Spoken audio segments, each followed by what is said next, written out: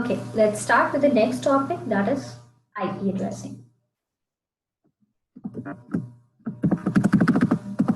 IP addressing. So first of all, what is an IP? IP is Internet Protocol. Yeah.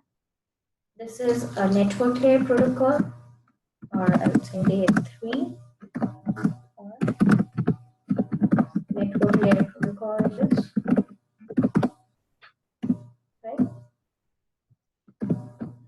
Why do we need IP addressing?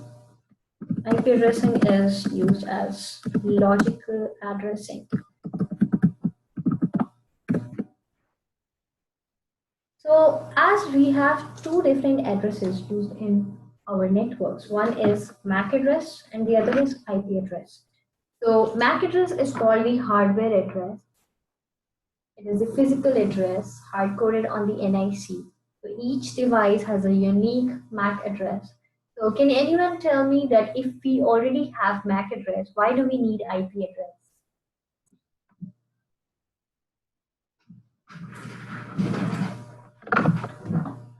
An IP address gets you to like the right network, and a MAC address gets you to the right piece of equipment on the network. Right. I don't know if this is right or not, but I don't think the MAC address is routable. They are routable, but there is no hierarchy in the MAC address. You cannot separate the networks or the devices on the same or different network using a MAC address. Because with the MAC address, they are all in the same network. All the devices entirely under a same network. There's no hierarchy. You cannot separate networks or combine networks using MAC address. Yeah. So with logical addressing, you can create a network. You can define that which devices belongs to the same network or which belongs to the different network because of the network ID and the host IDs in that. Whereas in MAC address, there is no such hierarchy.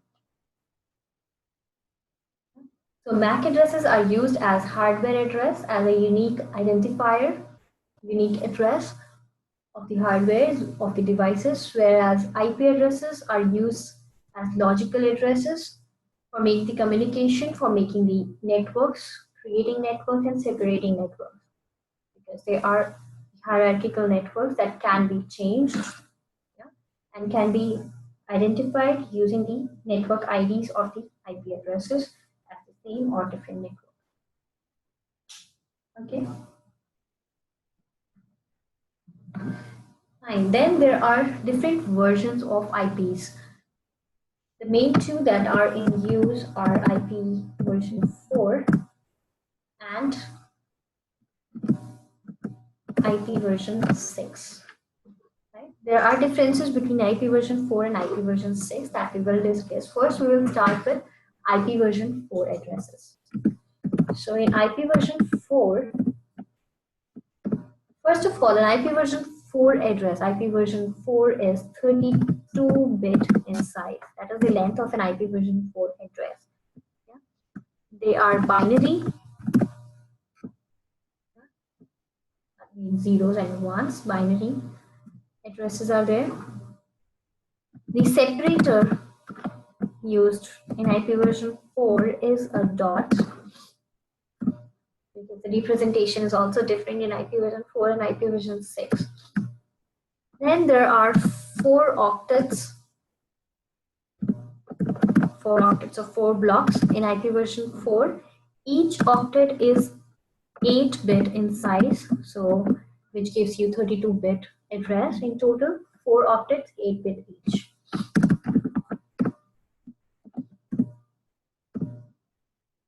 Yeah. Then there are 5 classes of IPs. An IP version 4 address is divided into 5 classes of addresses. So each class is reserved for a different purpose.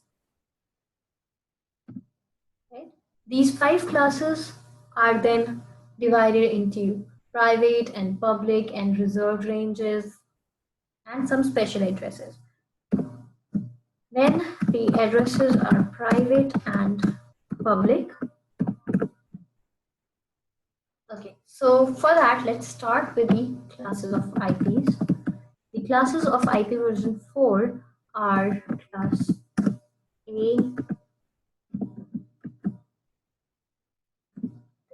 class B, class C, class D, and class E. Okay, class A, B, and C, all three are used for LAN and WAN purpose. So,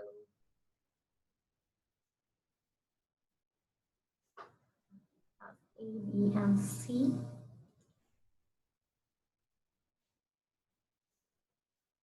Up to here, class A, B, and C are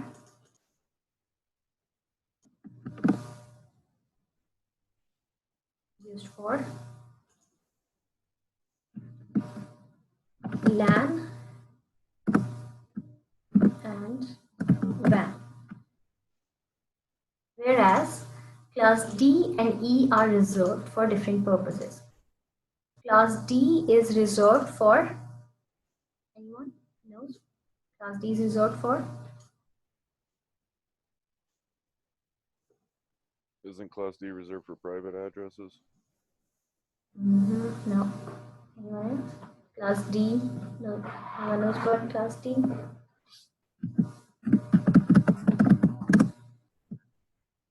Reserved for multicast.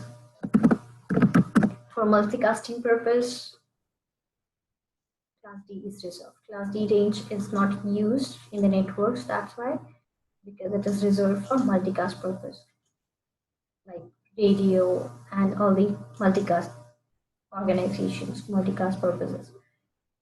Similarly, Class E is also reserved, and Class E is reserved for anyone? Research and development purpose, for scientific purposes, research and development purposes. Class E is reserved for that. So we don't use Class D and E, we only can use Class A, B, and C. Yeah, so these are the usable classes, A, B, and C, whereas D and E are reserved. Now, the identification of these addresses on the basis of their class is done on the basis of their first octet value. So how will you identify that which IP belongs to which class? So that is done on the basis of their first octet value. So the ranges you have to remember for all these classes. For example, for class A, the range is 0 to 127 in total. Then between these ranges also, there are some reserved and some special addresses. Then class B range is 128 to 191. Then class C range is 192 to 223.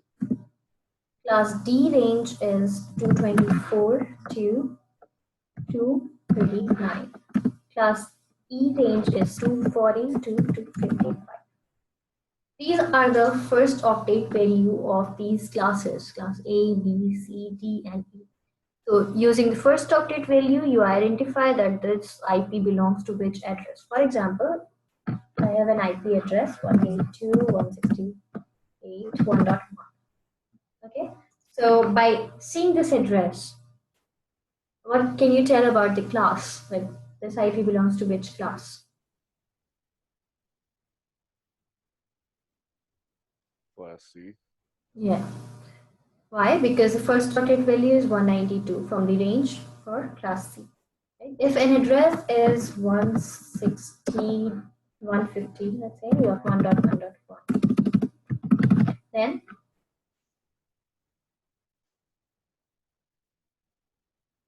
this address is from which class? C. Yes, correct. For example, 10.1.1.1, this is a class A address, right? So using the first octet value, you identify that an IP belongs to which class, right? First octet values are these 0 to 127 for class A, 128 to 191 for class B, 192 to 223 class C, 224 to 239 class D, and 240 to 255 class E. So the IPs in every octet, the numbers varies from 0 to 255 maximum. Yeah? Because they are 8-bit, and 8-bit binary gives you a maximum of 255 and a least of 0. Fine. So to understand those bits and binaries, you have to know their conversions, their decimal to binary conversions. Right? So first of all, these are the first octet values that you have to remember from class A, B, C, D, and E. Now, between these ranges also, there are some reserved addresses and reserved ranges. For example, from class A, 0 and 127 cannot be used.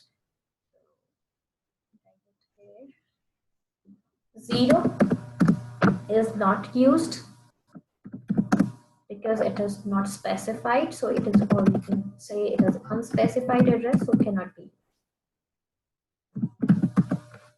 Also 127, the last from the first class A range, 127 is also cannot be used. This entire range 127.0.0.0 to 127.255.255.255 is also reserved as loopback addresses. Now, anyone knows about what are loopback addresses?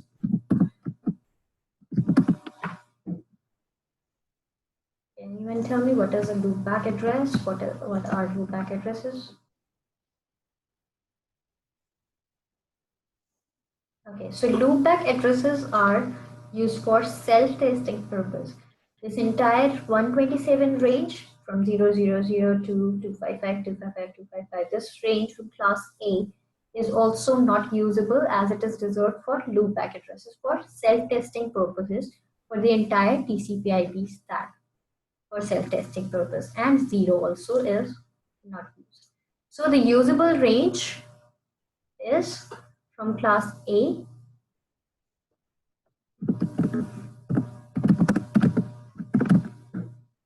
usable range from class A is 1 to 126.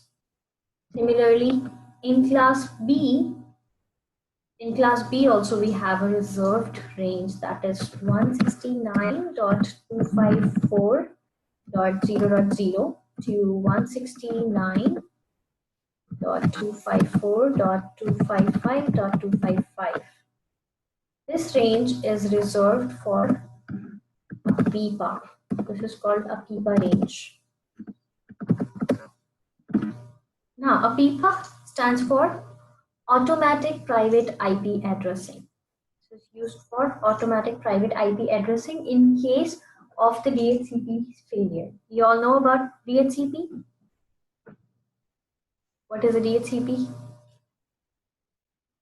DHCP servers hand out IP addresses on your network. Right. So if you want to allocate IP addresses to the devices in your network automatically instead of using manual configuration, so instead of going to each and every device one by one and manually configuring IP, you can save time by using a DHCP server, which is used to allocate IP addresses to the hosts automatically.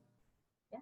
So if in a network you're using a DHCP server for allocation of IP, but if due to any problem or any failure, DHCP server fails and the hosts are not reachable to the DHCP server, so therefore you won't be able to get an IP from DHCP server. And DHCP server has to be active all the time till the network is working, the hosts are working, right? If the DHCP server fails, the hosts will lose the IP address. So if in case the DHCP server fails, the hosts automatically get an IP address from a PIPA range. That is called a PIPA, Automatic Private IP Addressing. So for that purpose, this range 169.254, this entire range is reserved from class B. So also in class B, we have this reserved range. So the usable IPs are 128 to 169.253.255.255. Then from 169.255, 0 to 191, these are the usable range. Right? Then in class C, there is no reserved range, so the entire class C 192 to 223 is usable. Class D and E both are not usable because both are reserved for multicast and research and development purpose. So the usable classes, first of all, are class A, B, and C. So class A, B, and C can be used for LAN and WAN purpose. Whereas in class A, B, and C also, you have to remember a few reserved addresses like unspecified address, loopback address, IPv4 address.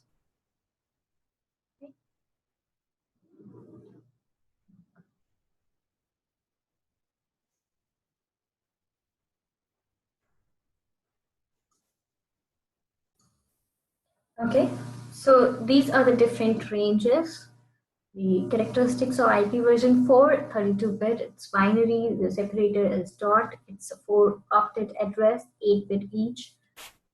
There are 5 classes and there are private and public addresses. The 5 classes of IPs are class A, B, C, D, and E, and their first octet value are these, which are the different ranges of class A, B, C, D, and E, from which class A, B, and C are used for LAN and WAN purpose, whereas D and E are reserved for multicast and research and development purpose respectively.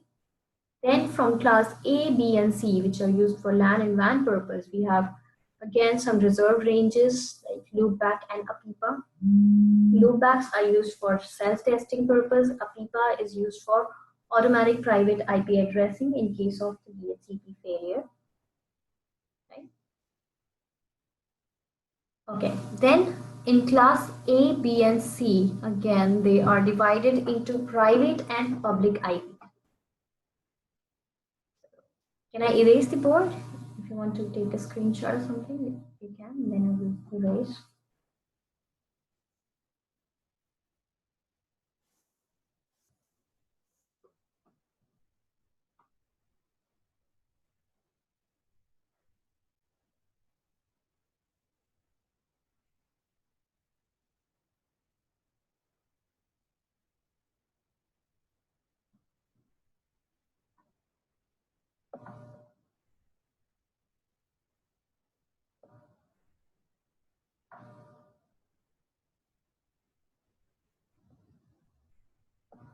Can I erase the board now?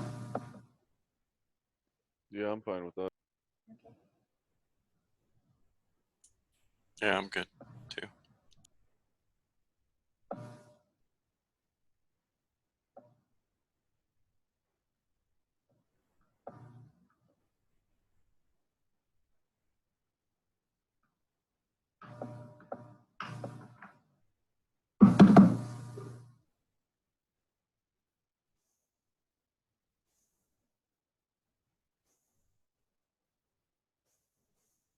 Okay.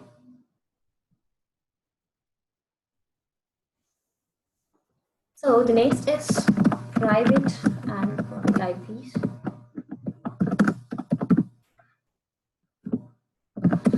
So from class A, B, and class C, there are private and public IP addresses. So class A private IPs are the private IP range of class A is 10.0.0.0 to 10.255.255.255. This is the range of private IP addresses of class A. Rest all from the range of 0 to 127 that are there, or you can say from 1 to 126 from the usable range of class A are public addresses. In class B, the range is 128 to 191, right? So from this range, the private IP addresses are, what is the private IP range? Anyone knows of class B? 192.0.0.0 to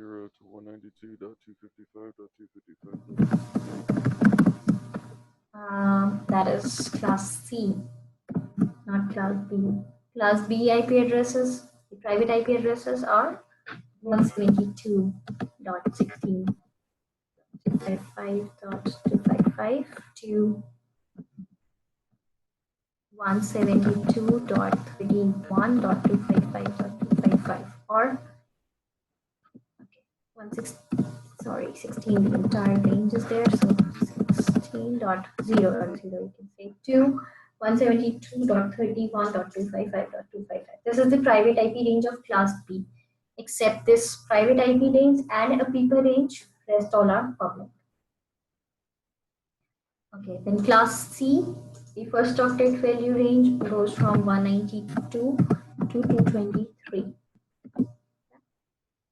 So from this, the range that you just told me, that is the private IP range of class C. So the private IP of class C are 192.168.1.0.0 to 192.168.255.255. Okay, so that you have to be aware that the classes of IPs belongs to the first octet value, and the first octet value range is one that is starting from 0 to 127 is class A. Then there is 0 and 127 which is not used, which are reserved. 127 is reserved for loopback purpose. So the public IP for class A, all addresses from 1 to 126 or from 0 to 127, all except the loopback and private IPs are the public IP addresses. Similarly, in class B, all the addresses except the private, except the private and a APIPA range that we discussed, which is reserved in class B. So except the APIPA and the private IP addresses, rest all from 128 to 191 are public IPs from class B. Similarly, in class C, there's no other reserved range, so only the private addresses are there. So all except private IPs are the public IP addresses. So these are the private and public IPs of class A, B, and C.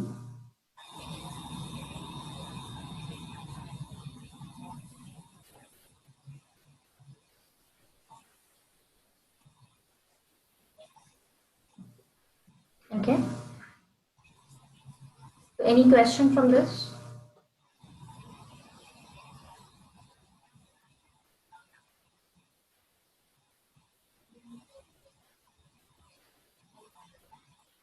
No questions?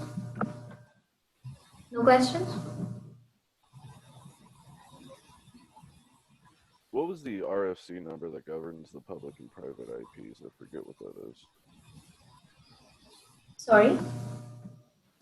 What RFC number governs the public and private IP range? There are different RFC numbers for different types of addresses.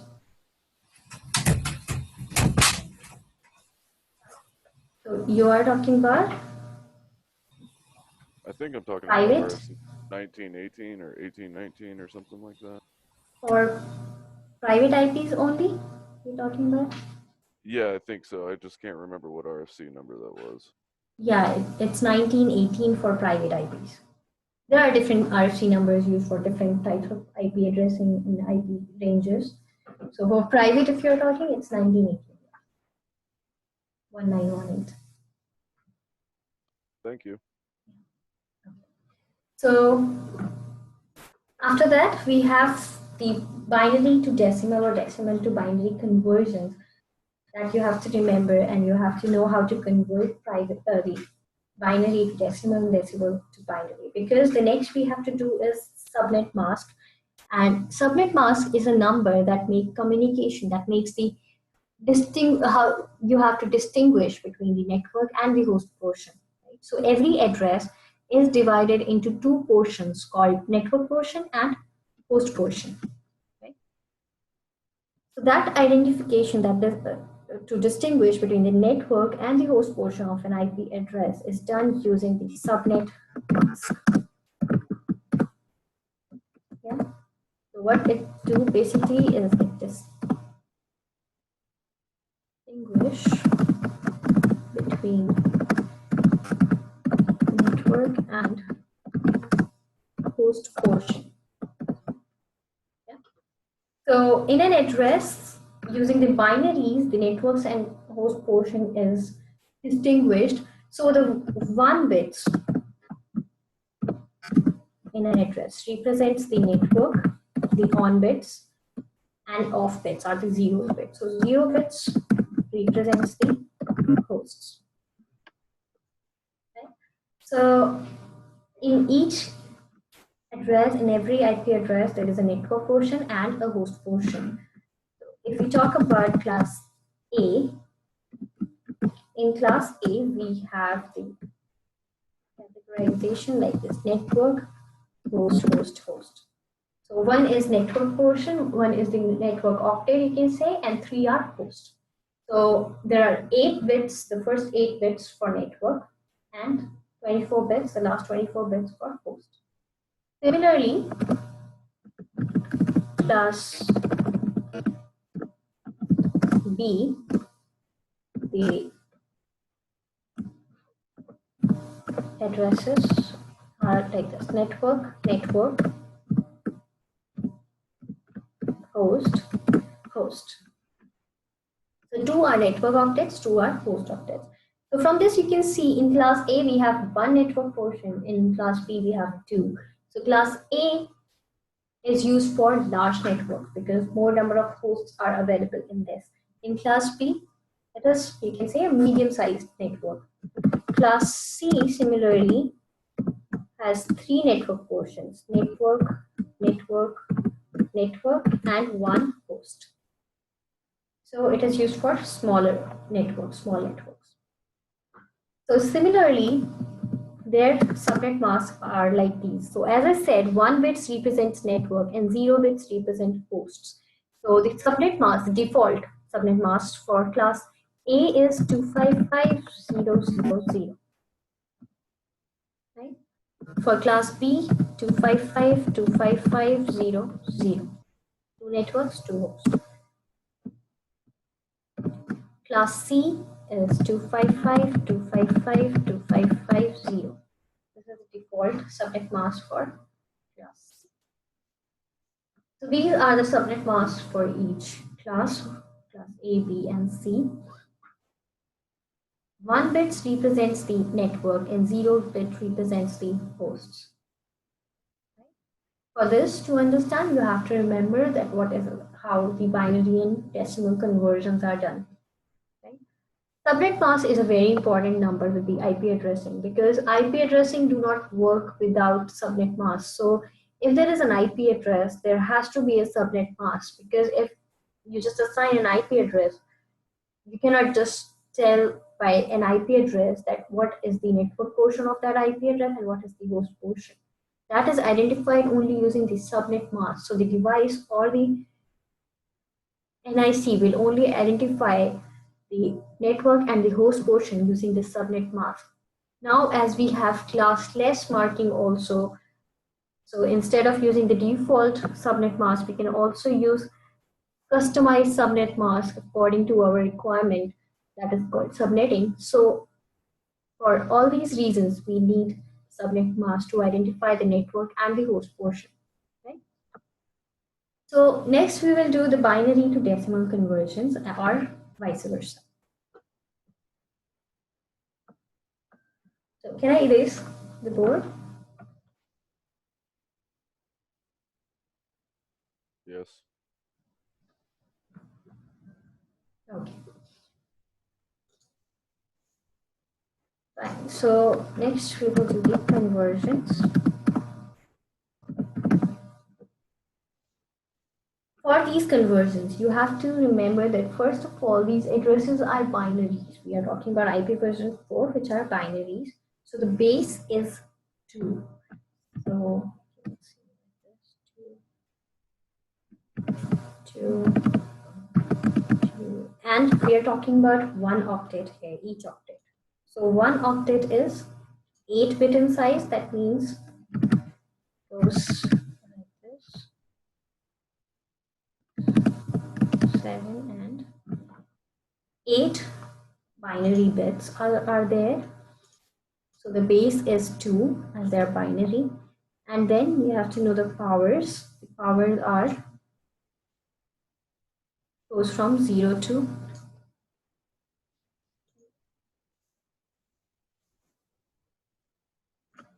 128. yeah. The power goes from 0 to 7. The value of these are 128 from 1. So this is like this. 2 to the power 0, 2 to the power 1, 2 to the power 2, 3, 4, 5, 6, and 7. So as a binary, the base is 2 and the powers goes from 0 to 7 for 8 bits. Yeah? 0 to 7. The values are 2 to the power 0 is 1, 2 to the power 1 is 2, 2 to the power 2 is 4, 2 to the power 3 is 8, 2 to the power 4 is 16, 2 to the power 5 is 32, 2 to the power 6 is 64, and 2 to the power 7 is 128. Yes. This you have to remember. This is one chart that should be in your head so that you can do the conversions, yeah, on the tips without even calculating.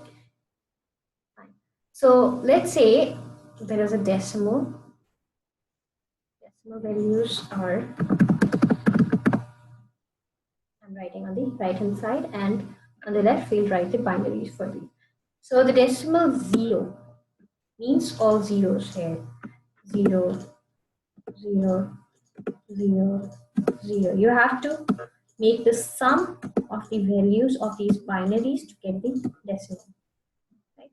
If it's 1, it will be 1 here and rest all zeros.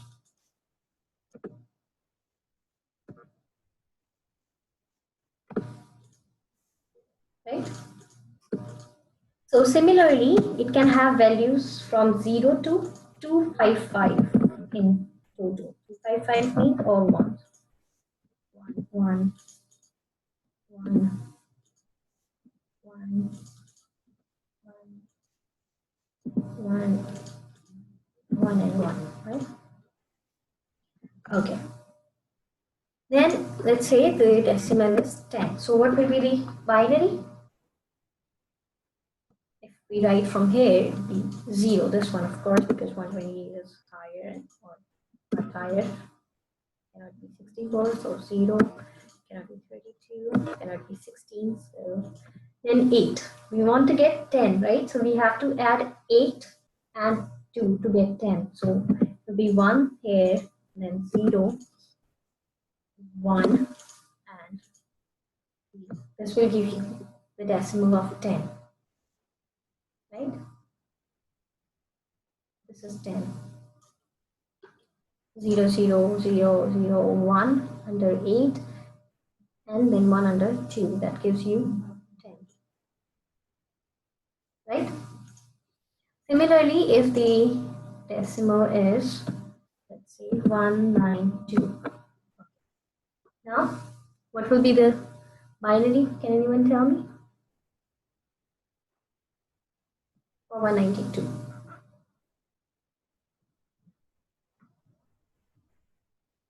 One, one, then the rest zeros. Yes, correct. Because it's 1, that's 128 plus 64, that gives you 192. Right. and rest all zeros.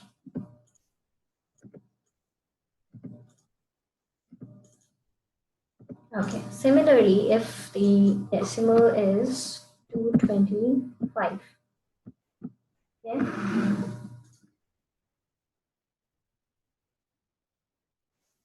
binary is, of course, 1, 1. So as from the previous one, we know this is 192. 1 plus 1, 128 plus 64 is 192. Then if you add 32, you will get 224. Okay? Now you need one more. So all zeros and 1 at the end to get 224. This will be the binary. Okay, last.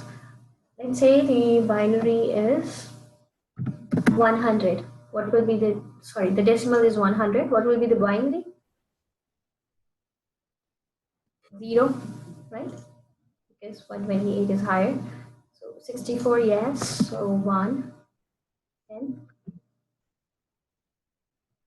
If you add 32 to 64, you will get 96, right? So this will be 1. Now we need 4 more. So 0, 0, 1, under 4, and 0, 0. Okay, so this is how you find the binaries or the conversions from decimal to binary or binary to decimal. Okay? So now I'll give you a few to do on your own and just tell me the answers.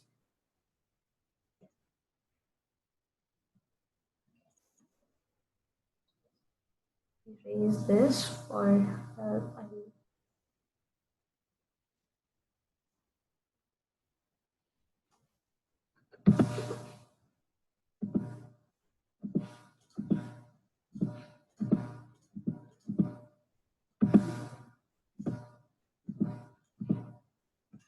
Okay, so I'm writing the decimals here. Decimals are 15, 6, 19, 240.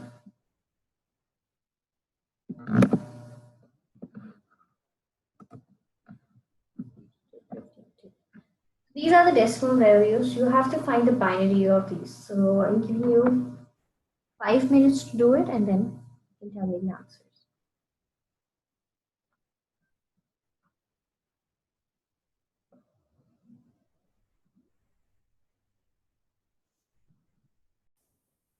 Okay, so what is the binary for 15? 0, 0. Tell me.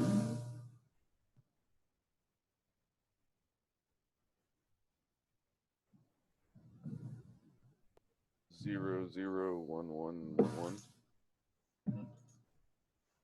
1, 1, 1, 1. Yes. Okay. Fine. The next 36. The binary for 36 is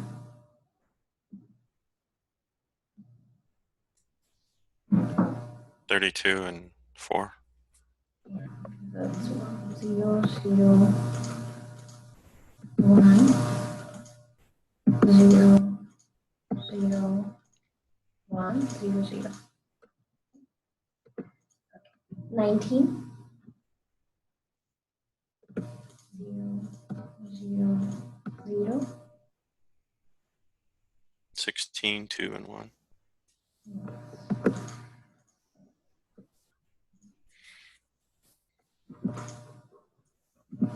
Correct. 240. 11110000. Yes, correct. 1, 1, 1, 1, 0, 0, 0.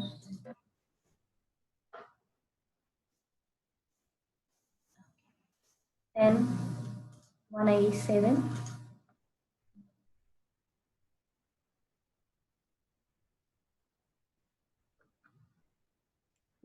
1000101. Yes. 1 1 0 0 0 1 0 1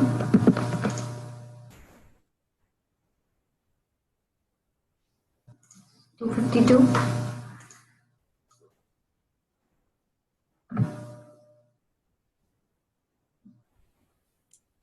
All ones except for 2 and 1. Yes.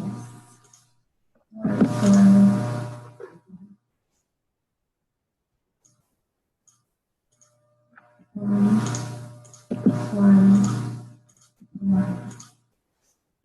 and 0 0. Yes. Okay, so I'm giving you a few for practice as homework. So you have to do conversions from decimal to binary and binary to decimal.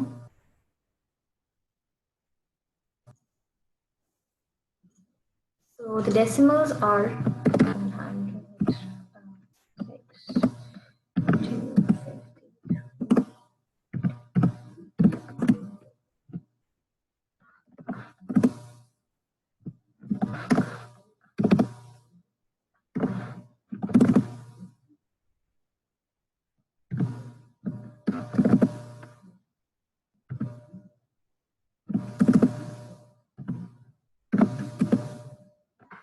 Okay, these are the decimals, and the binaries are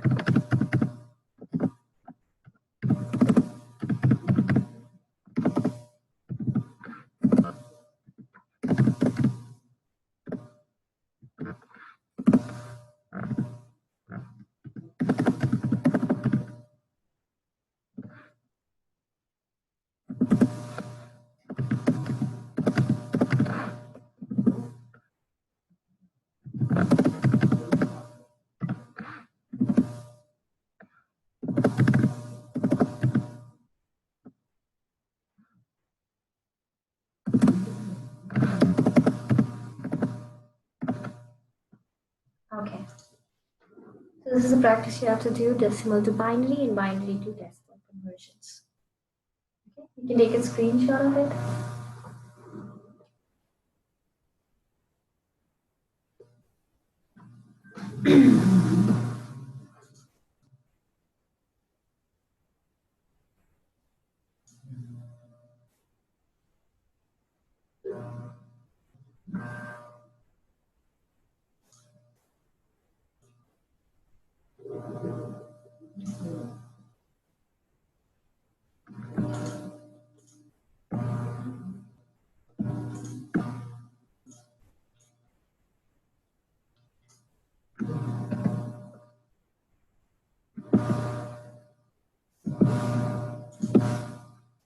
Okay.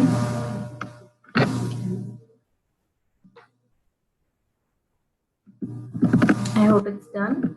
You can erase, right?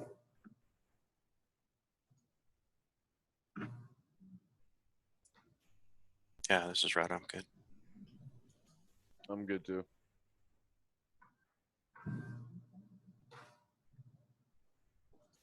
Okay. The next is IP address assignment. Now, there are two ways to assign an IP address. An IP address can be assigned either manually or dynamically.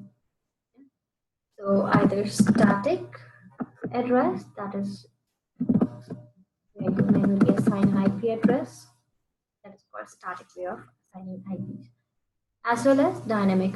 So in dynamic, how we assign an IP address dynamically? Using DHCP. Yeah. DHCP is a protocol that is used to assign IP addresses automatically to to the host in the network. So some people are confused with DHCP, whether it's a protocol or it's a server. So basically, it's not a server, it is a protocol that we configure or that we implement on a device that becomes a DHCP server, which acts as a server and the hosts act as a client in a DHCP network. So DHCP basically is a protocol that is used to assign IP addresses to the hosts. A DHCP server doesn't necessarily need to be a server as a hardware. It can be a computer, a laptop as well, that can be configured as a DHCP. So that acts as a DHCP server to allocate IPs to the hosts in that network to which it is connected. Right? So DHCP is dynamic host configuration protocol. Dynamic host configuration protocol. Now, how DHCP works? There is a working process that you have to know. What is the working process of DHCP? Can anyone tell me what is DHCP working process? There's a name of the process that is used by DHCP. Okay, so the DHCP working process is DORA. Did you know about DORA? Anyone?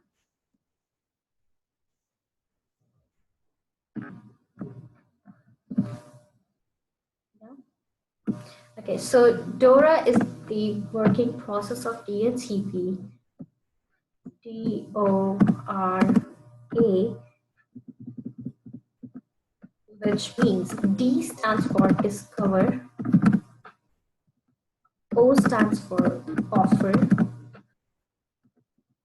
R stands for request,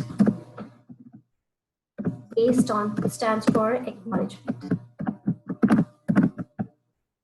This is the working process of the DHCP server. Discover, offer, request, and acknowledgement. To understand this, let's take an example.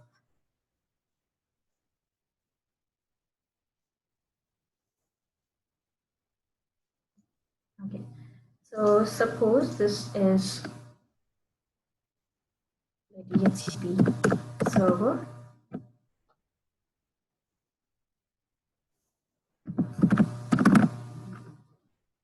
And this is the DHCP client.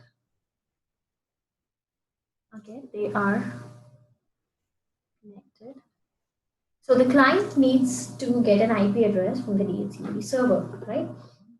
So for that, how DHCP works, it follows the DORA process. So first, what happens when your client, when the host is connected to a DHCP server and the DHCP client or the host is set to get an IP from DHCP server. So that means when you go to the IP configuration settings, you see that you have either you can configure the IP address manually, where you have to type in the IP address and the subnet mask, DNS, DHCP gateway settings, everything, right? Manually. Or you can also set it to DHCP. So there is an option you see that obtain an IP from DHCP. Yeah, so then that is called the dynamic process, in which it dynamically finds the DHCP server in the network and gets the IP from the DHCP server. So when you set it to get an IP from DHCP, that means the dynamic process starts. And that process starts with the discover. That is a discover message that is sent by the client. So the client sends the discover message in the network to every host as a broadcast. So the discover message is sent as a broadcast, first of all, by the client to find the DHCP server. So the discover message is to discover the DHCP server. So it sends as a broadcast to discover who is the DHCP server in the network. So discover is sent by client first. Then all the hosts in the network, all the devices will get this DHCP discover message, but all the hosts will discard except the DHCP server, because it is meant for the DHCP server, because it is discovering the DHCP server. So all the other hosts will simply discard this discover message, and the DHCP server will reply back. And the DHCP server will reply with offer. That is the second message of the DORA process. Offer. Offer is sent by the DHCP server offering the pool. So when you configure the DHCP server, you configure a pool of IP addresses on the DHCP server from which it is supposed to allocate the IPs to the client, right? So DHCP server is offering its pool to the DHCP client. So this doesn't mean it has given the IP. It's just offering the pool that I have this pool of IPs. Then as a confirmation, it will see if the client will request or if the client needs an IP from this pool. So the DHCP client will then reply with the request message. So it will say that, okay, I need an IP address from this pool. So it requests for an IP address after seeing the pool of IP. So a request is sent by the client. Then when the request is received by the DHCP server, then it sends an IP address with acknowledgement. So in that acknowledgement, it is giving it an IP address, which is a unique IP address from the range to each host. So this is how DHCP works. DHCP client sends a discover message first. Then the DHCP server will send an offer offering the pool of IPs it has. Then the DHCP client will request for an IP, and the DHCP server will assign an IP with acknowledgement. This is how DHCP works. If in the DORA process there is any problem or any error occurs and the DHCP server is not able to allocate an IP to the client, then the acknowledgement that is received is called negative acknowledgement, called NAC. In that case, it's due to some reason the DHCP client is not able to get an IP address. Yeah, that's called negative acknowledgement. So then the DHCP client will again try to send a discover message. The process is repeated again and again. Yeah. That has to be fixed manually.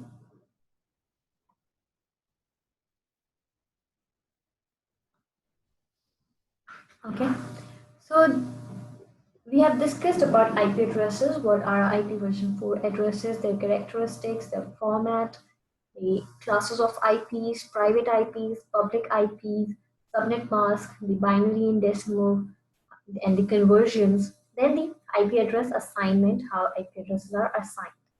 Right? Then as we are talking about IPv4, and IPv4 is 32-bit in size.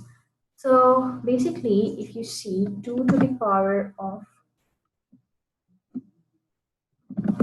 32, this is the total number of IPv4 addresses, which is approximately equal to 4.2 billion. So in total, we have 4.2 billion addresses in IPv4. This is the number of IPv4 addresses. So this is the total number of addresses, 4.2 billion. Whereas from this 4.2 billion, we have reserved ranges, we have some unusable IP addresses, unusable classes of IPs. So if you take out those, we are only left with approximately 2.8 billion addresses. So do you think these addresses are enough to be used by each and every device in the entire world? No, because you can see 4.2 billion addresses are there in IPv4, as well as there are some reserved ranges, reserved addresses. So we are left with only 2.8 billion addresses, which are not enough. So there was a shortage of IP addresses in IPv4, which was realized with the growth of internet. So when internet started to grow faster, we realized that there is a shortage of IP addresses. So we will soon run out of IP addresses in IPv4. So there have to be some solutions for this shortage of IPv4 addresses. Yeah, so this is one of the problems.